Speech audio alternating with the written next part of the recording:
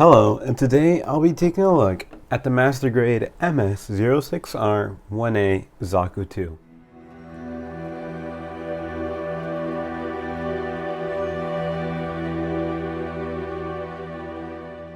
So I'm not going to be calling it the MS-06R blah blah blah. I'm going to be calling it by its proper name, the High Mobility Type Zaku II. Now this is the TriStar Custom, and yes, there are different customs, like the Johnny Raiden's Custom and the Shin Matsunaga Custom, which is basically the same kit, just recolored. And with that being the case, you are going to have some color inaccuracies, such as the backpack here, the vents. They're supposed to be white instead of gray, but I mean, you can always paint them if you're really nitpicky, just like myself. But other than that, this kit looks really good straight out of the box. I am being a little biased here since I do like the design of the Zaku II, so that's that. But being completely honest with you, I could keep it like this, no panel lining or anything added to it, and be completely fine with it. It just looks that good. But I did buy the decals from, so I might as well put them on. And even the nub marks aren't that noticeable.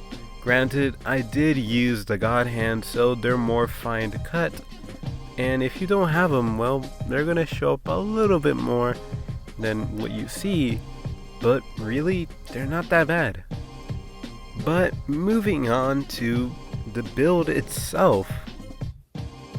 So I took off all the armor bits from one side just so you can see the inner frame that it comes with. And well, building that inner frame wasn't that bad.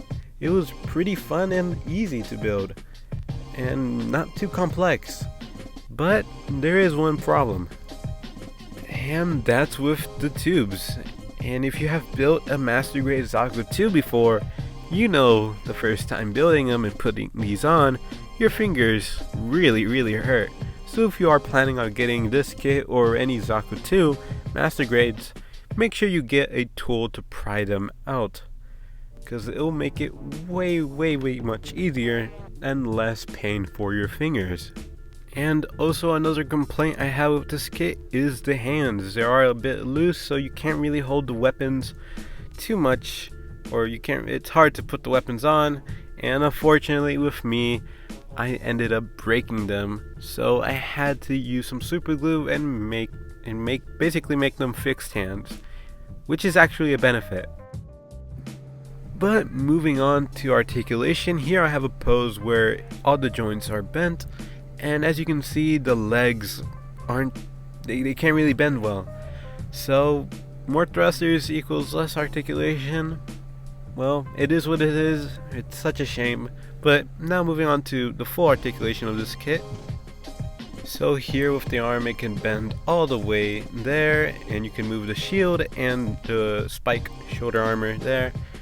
You can move all the arm all the way up there. Of course, you can move the shield out of the way there, and yeah, you can have some nice wrist swivel or wrist movement.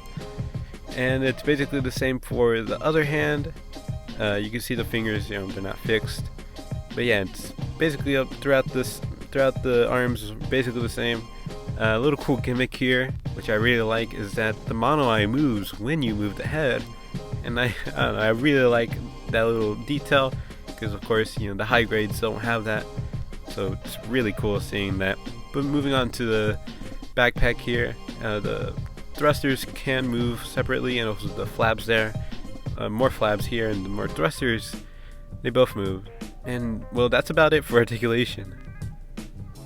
So here I have it on a ground pose, just standing up there.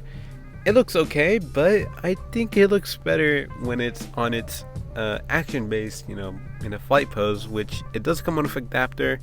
All you have to do is just plug in the adapter and get your Zaku II, and kind of have to shove it up in there and until you hear it click, and it will be nice and secure to have a wonderful kind of just floating, flying pose, because that's what it's supposed to be. It's a high mobility type. It's supposed to be flying in space and whatnot. And yeah, it'll look better with, of course, the accessories, which, speaking of which, let's take a look at that. So here we have on the bald head, no fin antenna or whatever, you can swap them out to a standard one and a cool looking one. I don't know what they're really called, but I'm just going to be using the one I've been using, which is kind of the cooler one, which I really like. So here now, opening the cockpit, you can't really exactly see it, but I am using Ortega, which is I think the big one. But yeah, he looks really cool, so I decided to use him because why not?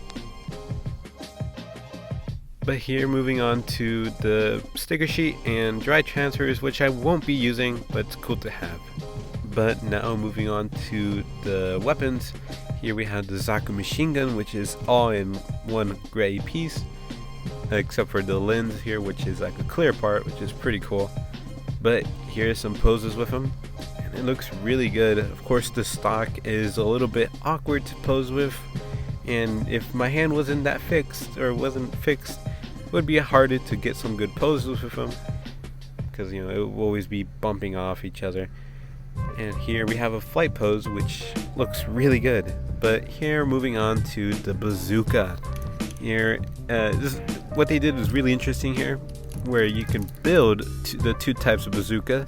Here we have like the standard Zaku bazooka, which you can just quickly snap it together, and boom. Personally, I'm not a big fan of this, especially on the high mobility type, since I feel like it's a little tad small, and just not my cup of tea. That's why I'm more into the heavy bazooka, I think that's what it's called. And yeah, here moving on to that, same piece where you have to snap on the two ends. And a little fun fact from my good friend Kakarot, you can't this bazooka can only be used by the high mobility type and the Dom. So damn, just a little quick fact, go check out his channel. He's a pretty good insider on the history of the mobile suits itself. Really like his videos, so check him out. Free shout out, why not? But yeah, here we are with the bazooka, all in gray piece. It looks really good. I really like the little handle at the end. It just looks so much better, in my opinion. So now moving on to the Heat Hawk here. It is in one solid gray piece, so you're gonna have to paint the yellow part at the blade there. You also get a adapter to holster, I guess. All you have to do is just plug it in there, and it'll easily snap in place. So pretty good if you want a weapon storage. Pretty good, always good to have that. But finally, wrapping up on the kit, my overall thoughts on the straight build, it's really good. As I said before, I can keep it like this and I'll be completely fine with it. But I did buy the decals, so you know what that means. I'm gonna have to customize this.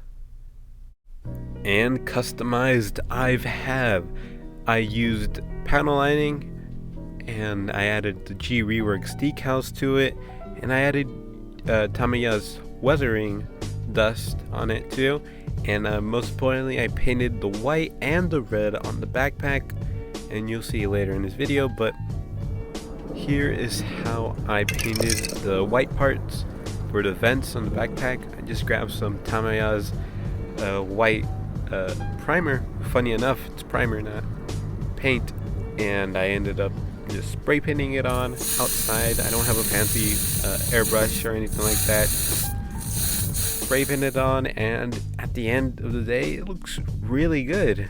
Well, I think it looks really good. Leave a comment down below how you think it turned out. But yeah, I really like how it turned out. The red really looks good, especially the white makes it pop. Here in the feet as well, I ended up painting it black and putting the red on the little circles there, which was pretty difficult, but I think it turned out really good at the end. I just had a blast customizing this kit, just being my favorite mobile suits. Just seeing it slowly progress and slowly develop is really cool to see. And I do recommend please customizing your kits.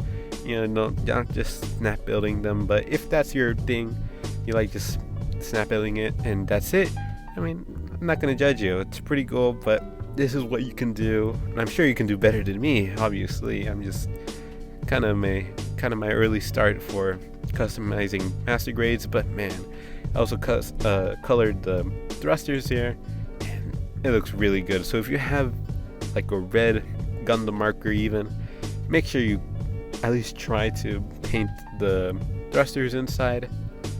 But man, we have a cool action pose there, and the bazooka, it looks really good.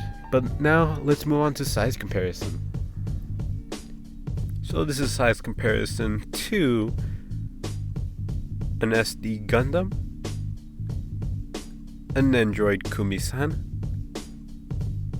the two high grades Gundam and the Zaku II, the master grade Jesta, my previous review, the master grade RX-78-2 Gundam Verka, and water bottle. But overall, this kit has been an amazing build and an amazing time customizing it. And that's why I'm gonna give it a solid 2 Gilberts, and yeah, that's really good for this kit.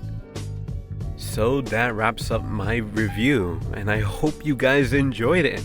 I really liked making this video, and I hope you like this new format. It's more faster. I hope it's a better review for you guys. So leave comments down below to share your thoughts, criticism, I'm open to that. And leave a like to see more videos of mine. But thank you guys for all your support for my first video. I appreciate it, and I'll see you guys really soon. Take care.